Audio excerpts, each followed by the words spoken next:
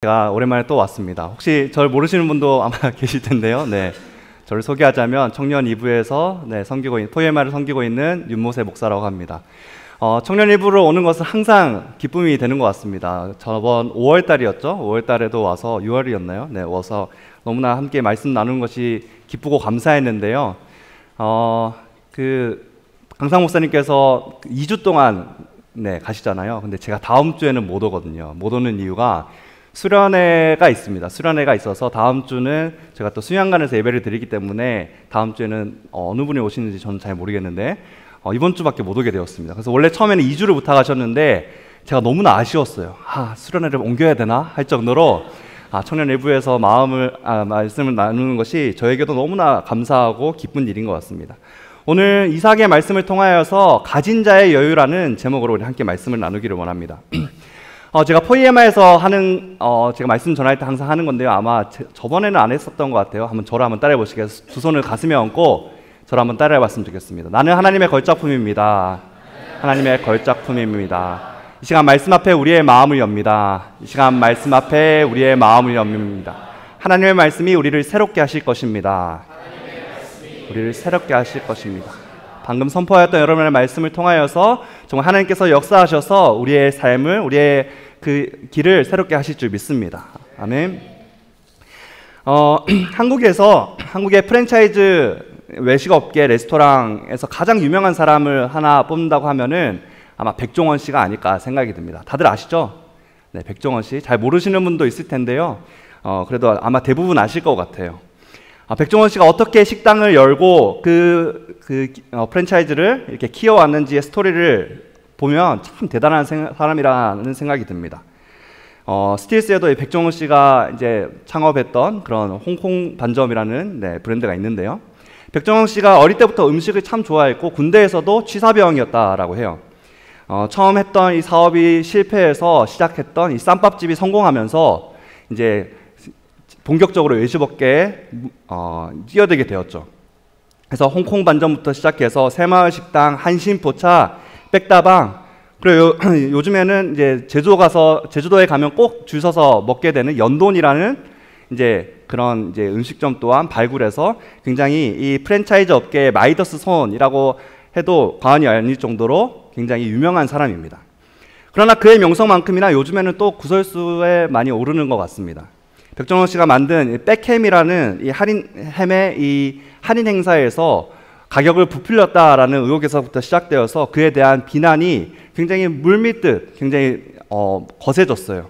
그래서 과거에 있었던 그의 행동과 그리고 이야기까지 소환해내면서 새롭게 평가되는 것을 최근 인터넷과 이런 SNS상에서 볼 수 있는 것 같습니다.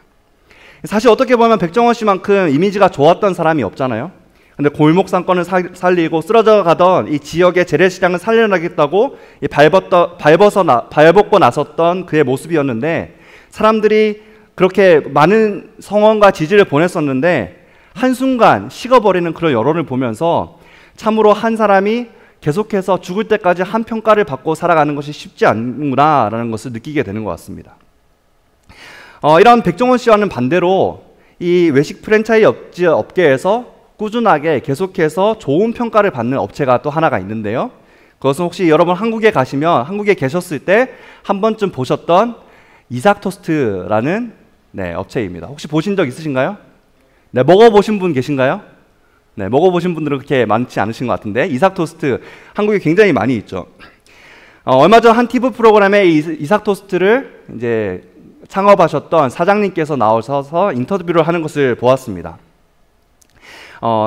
자신을 소소하게 믿고 자신을 믿어준 이 가맹점 사장님들에게 자기의 믿음을 보답하고 싶다라는 그 마음을 느낄 수 있었던 그런 인터뷰였던 것 같아요.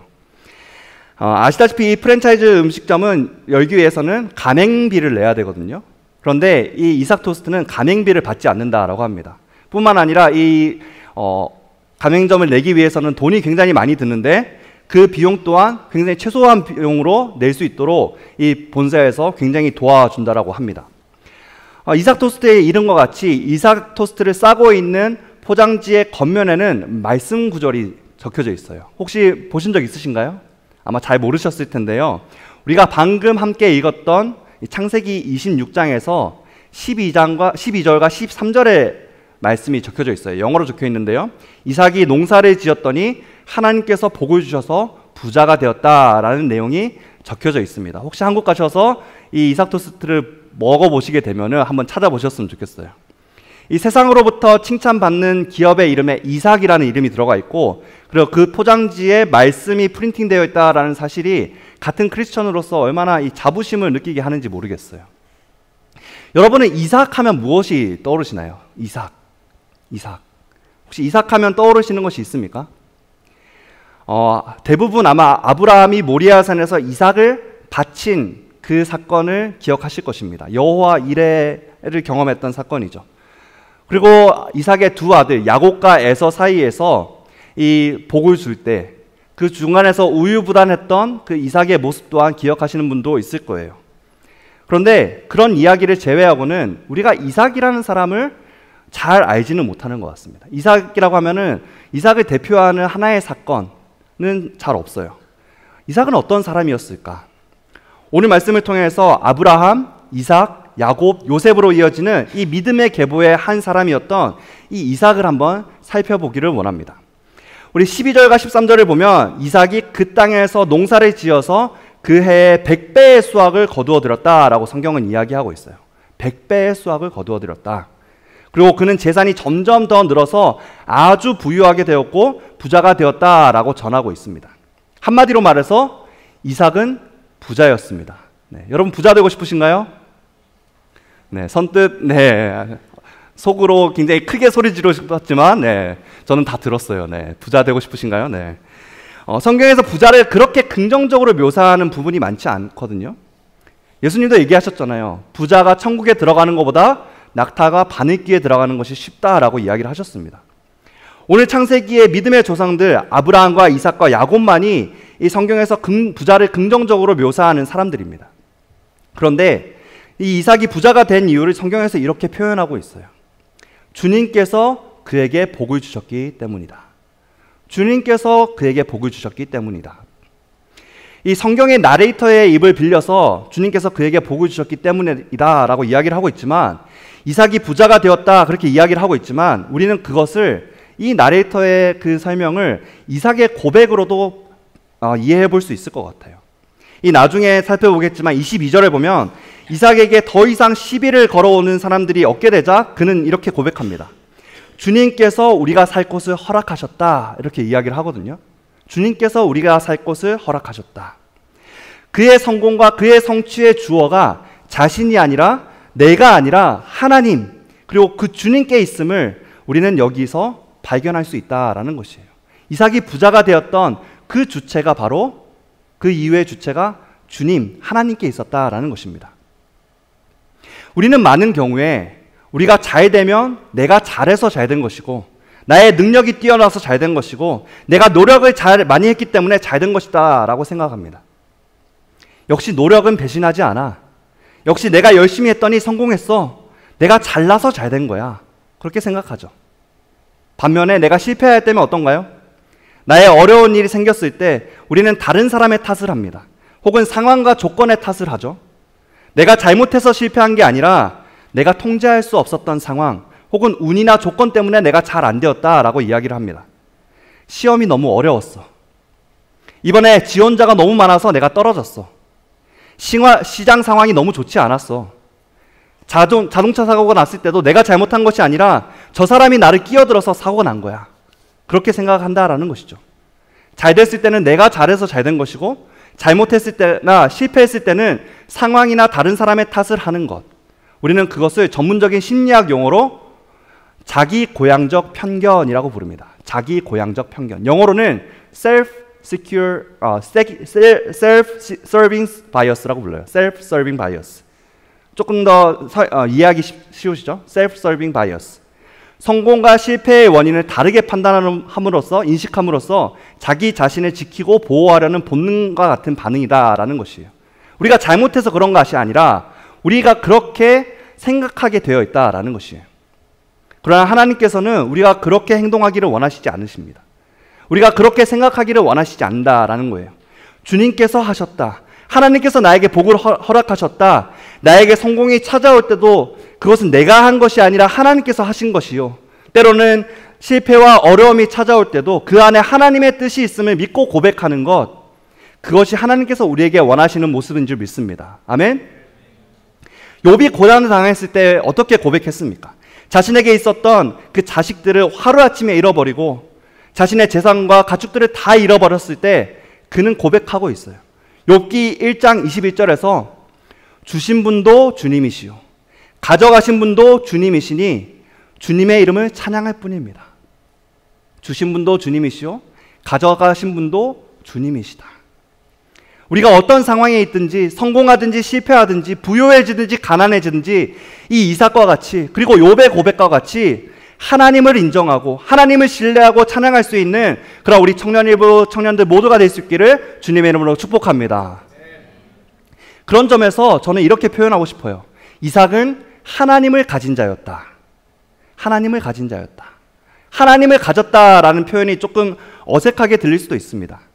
하나님을 가진 자, 하나님을 붙잡은 자, 이 세상의 주인이신 하나님을 붙잡은 자가 모든 것을 얻은 사람임을 믿습니다. 아멘?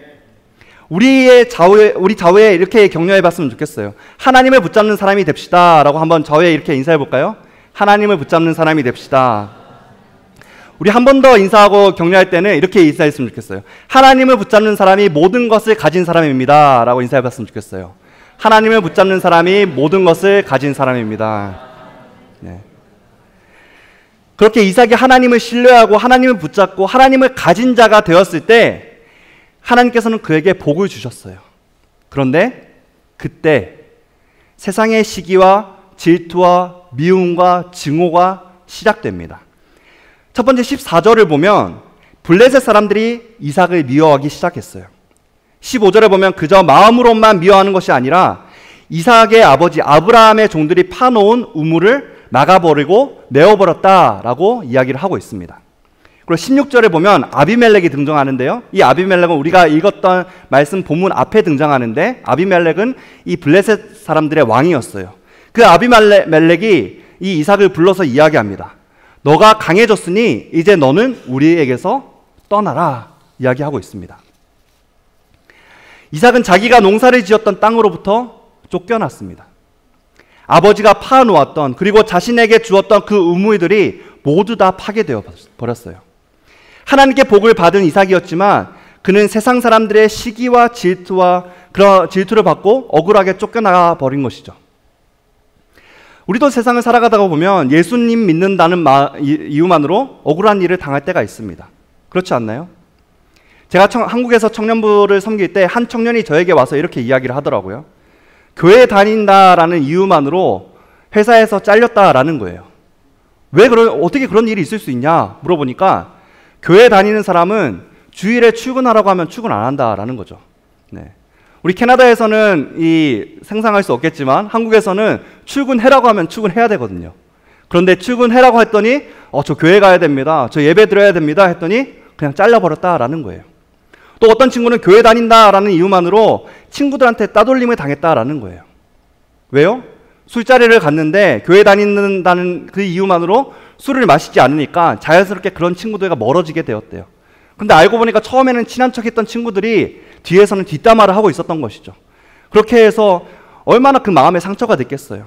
얼마나 억울한지 교회에 와서 하나님께 하소연합니다. 하나님, 제가 하나님 믿는다고 잘 믿는다고 이렇게 믿었는데 친구들에게 이렇게 왕따 당하고 욕을 먹어야 합니까? 하나님 믿는다고 제가 이렇게 회사에서 잘려야 됩니까?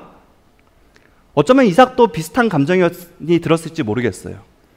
그런데 오늘 말씀을 보면 그는 그렇게 하나님께 하소연하지 않습니다. 그는 묵묵히 길을 떠납니다. 떠나라 하는 그 아비멜렉의 말에 묵묵히 길을 떠나고 있어요. 블레셋 사람들의 땅에서 떠나서 블레셋 사람들이 메워버린 그 우물들을 다시 찾아서 묵묵히 아무 말 없이 그 우물들을 다시 파고 있습니다. 성경에서는 너무 쉽게 표현하고 있어요. 이삭이 우물을 팠다. 그랬더니 우물이 터졌다. 다시 또 우물을 팠다. 그랬더니 우물이 다시 터졌다. 우물을 너무나 쉽게 표현했지만 사실 우물을 파는 일은 그렇게 쉬운 일이 아닙니다. 여러분 혹시 우물 파보신 분 계신가요? 우물 파는 거, 물론 우리 요즘에는 우물 팔 필요가 없죠. 그러나 우물 파는 것은 쉽지 않습니다. 오늘날 우리는 집에서 수도꼭지만 트면 물이 나오죠. 네, 키친에서 쓰는 물이 다르고 화장실에서 쓰는 물이 다릅니다. 우리가 씻을 물 또한 다 구분해서 사용할 정도로 물은 우리에게 너무나 익숙한 것입니다. 그러나 4,000년 전 이스라엘 이 지역은 그렇지 않았다라는 거예요. 우물은 생명줄과 같은 것이었어요. 물을 구할 수 있는 그 우물이 있는 곳이면 마을이 생겨났고요. 그래서 그곳에서 사람들이 정착해서 살 수 있었습니다. 아무 곳에서나 우물을 팔 수 있는 것도 아니었습니다. 판다고 해서 우물이 더 터지는 것도 아니었어요. 우물을 파는 다큐멘터리를 본 적이 있는데요. 오늘날 같이 이 기술이 굉장히 발달한 이 오늘날도 마르지 않는 우물을 파는 것은 그냥 10%에서 20%밖에 성공률이 안 된다라고 해요. 팠다고 해서 다 물이 나오는 것도 알고 물이 나온다고 해서 마르지 않는다라는 보장이 없다라는 것이죠. 이삭이 우물 파는 것, 그것은 결코 쉬운 일이 아니었습니다. 성경은 쉽게 표현하고 있지만 그것은 쉬운 일이 아니었다라는 것이죠. 실패할 수도 있고 만약 실패한다면 굉장히 큰 리스크를 안아야 하는 것이었어요. 새로운 우물을 또 파야 하는 것은 중노동과 같은 것이었습니다. 그런데 그는 묵묵히 계속해서 우물을 파고 있습니다. 그런데 그를 더욱 힘들게 하는 것이 하나가 있었어요. 기껏 우물을 파놨더니 그 지역의 목자들이 달려와서 그 우물을 빼앗아 버리는 것입니다. 첫 번째 우물을 빼앗겼을 때 이삭은 그 우물의 이름을 에색이라는 이름을 짓습니다. 그 의미는 다툼이에요. 그리고 또 우물을 팠는데 또다시 목자들이 달려와서 시비를 겁니다. 그리고 그 이름을 신나, 반대, 컨플릭트라는 의미를 가지고 있습니다. 그렇게 이름을 지었어요. 이삭의 모습을 볼 때 어떻습니까? 말 그대로 호구의 모습입니다. 그렇지 않나요? 호구? 네, 성경에서는 우리 설교 시간에는 잘 쓰지 않는 단어죠. 호구의 모습을 하고 있어요. 호구가 무엇이죠? 세상 사람들이 무시하는 사람을 이야기합니다. 장사하는 사람이 어리숙하게 보이면 이 사람 붙잡고 내가 한탕 해야겠다. 내가 이 사람에게 비싸게 팔아야겠다. 그런 사람을 우리는 호구 잡혔다라고 이야기를 하죠. 가는 곳마다 손해보고 가는 곳마다 억울한 일을 당해놓고 말 한마디 못하는 사람, 그런 사람을 우리는 호구라고 이야기를 합니다. 여러분 혹시 호구로 살고 싶으신가요? 호구로 살고 싶은 사람 아무도 없을 거예요. 바로 그런데 이 이삭의 모습이 전형적인 호구의 모습이었다라는 것입니다. 블레셋 사람들이 떠나려고 하니까 말 한마디 없이 떠났어요. 그리고 거기서 우물을 다 메워서 그것이 다 파괴가 되었을 때 다시 하나하나 다 팠더니 아무 상관도 없는, 정말 얼굴도 모르는 목자들이 나타나서 그 우물을 다시 내놓으라고 합니다. 또 그것을 아무 말 없이 빼앗겨 버립니다. 정말 답답하기가 그지없는 사람이죠. 그러나 오늘 이삭의 모습 속에서 우리는 하나님의 마음을 가진 사람, 하나님을 붙잡은 사람의 모습을 발견하게 된다라는 거예요. 그것이 어떤 건가요? 하나님을 가진 사람으로서의 넓은 마음. 세상은 그것을 호구라고 이야기하지만 우리는 그것을 믿음이라고 이야기해요. 내가 세상의 전부이신 하나님을 가졌는데 기껏 이 우물 하나쯤이야. 이 우물 빼앗아 가면 하나님께서 또 하나 주시겠지. 그런 믿음이 이삭에게는 있었다라는 것이에요. 예수님이 이야기하셨어요. 오른뺨을 맞으면 어떻게 하라고요? 왼뺨을 돌려대라. 오리를 같이 가자고 하면 어떻게 하라고요?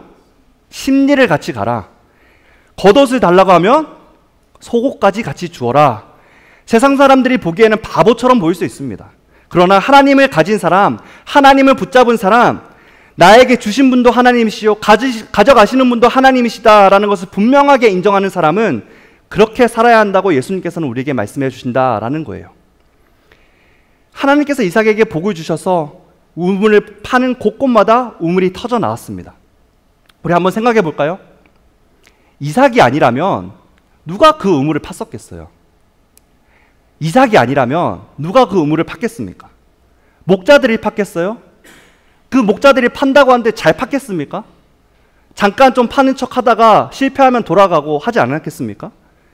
목자들이 만약 우물을 판다고 한들 하나님께서 이삭에게 복을 주셔서 우물을 팔 때마다 우물이 터져 나왔던 것처럼 목자들도 그렇게 성공할 수 있었겠어요? 그렇지 않았다라는 것이죠. 하나님께서 이삭에게 복을 주신 이유는 그것은 너가 호구가 되어라, 너가 받은 복을 흘려보내라 라는 의미가 담겨져 있다는 것을 우리는 여기서 깨달아야 합니다. 하나님께서 우리에게 복을 주시는 이유는 우리가 부자가 되고 우리가 잘 살고 우리가 성공해서 떵떵거리며 사는 것이 목적이 아니다라는 거예요. 하나님께서 우리에게 주신 그 복을 흘려보내는 데에 목적이 있는 줄 믿습니다. 아멘? 결국 이삭이 그 더 이상 목자들이 뺏지 않는 우물을, 시비 걸지 않는 우물을 팠고 그곳의 이름을 르호봇이라고 이름을 짓습니다. 그리고 고백합니다. 하나님께서 우리가 살 곳을 넓히셨다. 르호봇은 넓다라는 의미를 가지고 있어요. 하나님께서 우리에게 번성하게 하셨다. 내가 잘나서 이렇게 파는 곳마다 우물이 터져 나오는 것이 아니라 하나님께서 나에게 복을 주셨다. 이삭은 다시 한번 그렇게 고백하고 있습니다. 사랑하는 우리 청년일부 여러분, 이삭과 같이 하나님의 세상에 하나님의 복을 흘려보낼 수 있는 축복의 통로가 될 수 있기를 주님의 이름으로 축복합니다. 아멘. 세상의 눈으로 볼 때에는 이삭이 목자에게 호구처럼 우물을 빼앗긴 것입니다. 그러나 하나님의 눈으로 볼 때에는 하나님께서 이삭을 통해서 그 목자들과 그리고 그 지역의 사람들을 살리는, 그들의 생명을 살리는 생명줄과 같은 우물을 주신 거죠. 빼앗긴 것이 아니라 하나님이 이삭을 통해서 그 우물을 주신 것이다라는 거예요. 여러분이 속한 세상의 공동체에서, 여러분의 회사와 직장에서, 혹은 여러분이 세상 속에서 만나는 사람들 속에서 때로는 억울한 일을 당할 수도 있고, 때로는 세상의 호구처럼 이리 치이고 저리 치일 수도 있습니다. 그러나 여러분이 하나님을 붙들고 하나님이 여러분을 붙들고 계심을 기억할 수 있기를 바랍니다. 그리고 하나님께서는 여러분이 속한 그 공동체에 생명의 우물을 파서 그곳을 변화시키고 그곳을 살려내기 위해서 하나님께서 여러분을 그곳에 보내셨음을 기억할 수 있기를 바랍니다. 아멘? 그렇게 하나님을 가진 사람으로서 비록 세상의 호구처럼 보일지라도 하나님의 도구로 살아갈 수 있기를 바라요. 세상의 호구가 아니라 하나님의 도구로 살아가야 한다. 그것이 오늘 말씀이 우리에게 말씀해 주시는 하나님의 신비입니다. 마지막으로 이삭에게 나타나셔서 하나님께서 이삭에게 나타나셔서 언약의 말씀을 해주시는데요. 우리 24절과 25절의 말씀 같이 한번 읽어보겠습니다. 시작. 햇밤에 주님께서 그에게 나타나셔서 말씀하셨다. 나는 너의 아버지 아브라함을 보살펴준 하나님이다. 내가 너와 함께 있으니 두려워하지 말라. 내가 나의 종 아브라함을 보아서 너에게 복을 주고 너의 자손의 수를 불어나게 하겠다. 이삭이 그곳에 제단을 쌓고 주님의 이름을 부르며 예배하였다. 그는 거기에 장막을 치고 그의 종들은 거기에서도 우물을 팠다. 하나님은 지금 말씀하십니다.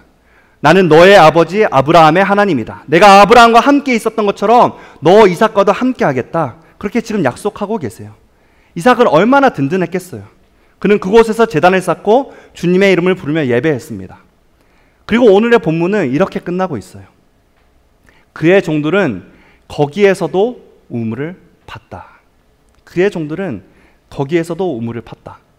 제가 오늘 본문을 묵상하는데 이 부분이 솔직히 말해서 굉장히 좀 웃겼습니다. 네. 거기에서도 우물을 팠다. 단락이 이제 끝나는데, 성경마다 단락이 있잖아요. 단락이 끝나는데 좀 멋있게 끝날 수 있잖아요.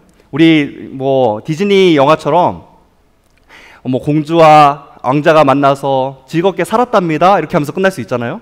아니면 행복하게 살았답니다. 아니면 요새 이 이삭처럼 그곳에서 부자가 되어서 옆에 있는 사람들 막 도와주면서 살았답니다. 이렇게 끝낼 수 있잖아요. 그런데 그렇게 끝나지 않고 묵묵히 그와 그의 종들은 거기에서도 우물을 팠다라고 성경은 전하고 있습니다. 왜요? 왜 그곳에서도 우물을 팠을까요? 왜냐하면 그것은 그에게 맡겨진 일이다라고 생각했기 때문입니다. 하나님께서 그에게 맡겨주신 일을 그는 묵묵히 감당하고 있는 그런 모습이에요. 하나님을 가진 사람, 하나님을 믿고 붙잡는 사람은 하나님께서 맡겨주신 일에 끝까지 최선을 다하는 사람인 줄 믿습니다. 요령 피우지 아니하고 적당히 하는 것이 아니라 나에게 맡겨주신 그 사명을 목숨같이 지켜나가는 이삭의 모습을 통해서 우리도 그런 모습을 닮아갈 수 있기를 바라요. 내가 하나님의 손을 붙잡고 하나님의 손이 나를 붙들 때에 우리는 하나님을 나의 하나님이다 라고 고백합니다. 다른 사람의 하나님이 아니라 나의 하나님이다 라고 고백할 수 있습니다. 그리고 하나님을 가진 사람으로서, 하나님을 붙잡은 사람으로서 이 세상을 살아갈 수 있습니다. 기쁠 때나 슬플 때나 성공할 때나 억울한 일을 당할 때나 한결같이 이 세상의 모든 것 대신 그 하나님을 내 가슴에 품을 때에 세상이 줄 수 없는, 그래서 세상이 줄 수 없는 기쁨과 충만함을 가지고, 그리고 나 혼자 그것을 누리는 것이 아니라 그것을 내가 있는 곳곳에서 흘려보내서 살아갈 수 있는 줄 믿습니다. 우리 청년일부 청년들 여러분, 저뿐만 아니라 여러분 모두가 우리 그렇게 살아갈 수 있었으면 좋겠습니다. 하나님을 가진 사람으로서 나에게 부어진 그 복을 흘려보내며 내가 있는 그곳을 살리며 살아갈 수 있는 저와 여러분 모두가 될 수 있기를 주님의 이름으로 축복합니다. 우리 찬양팀 앞으로 나와보실까요? 한국 속담 중에 이런 속담이 있습니다. 곡간에서 인신난다 라는 말이 있어요. 혹시 아시는 분 계시죠? 네. 곡간에서 인신난다. 네, 인심난다. 곡식을 저장하는 곳이 곡간이죠. 곡간. 곡식을 저장하는 곳이 곡간입니다. 곡식이 가득 찼을 때 그만큼 그 곡간에서 내 마음의 여유도 생긴다라는 말입니다. 그래서 이제 곡간이 가득 차면 옆에 있는 사람도 도와줄 수 있고, 그 곡간이 가득 차면 내가 1년 동안 잘 살아갈 수 있겠구나라고 그렇게 생각하며 만족하며 살아간다라는 것이죠. 오늘날로 치면 어떤 것일까요? 내 통장에 잔고가 어느 정도 쌓여 있고 내가 세상적으로 어느 정도 성공했을 때 우리는 여유 있게 살아갈 수 있겠다라고 생각한다라는 것이에요. 그러나 믿음의 사람은 세상의 곡간, 통장의 숫자에서 만족을 느끼는 사람이 아닙니다. 우리의 믿음의 곡간을 바라볼 수 있기를 바라요. 믿음의 곡간을 충만하게 채우시는 그 하나님을 바라볼 수 있기를 바랍니다. 내 믿음의 곡간이 내 마음이 하나님으로 충만할 때에 비록 세상에서 억울한 일을 당하고 실패하고 세상의 호구가 될지라도 주님 한 분만으로 인해서 만족하고 세상이 줄 수 없는 기쁨과 충만함을 전하면서 흘려보내면서 살아갈 수 있기를 바랍니다. 그 마음을 가지고 우리 함께 주님 한 분만으로 내가 만족합니다. 주님 한 분만으로 내가 충만하고 싶습니다. 그 고백을 가지고 우리 함께 찬양하며 나아갔으면 좋겠습니다. 우리 함께 찬양하며 나아갑시다.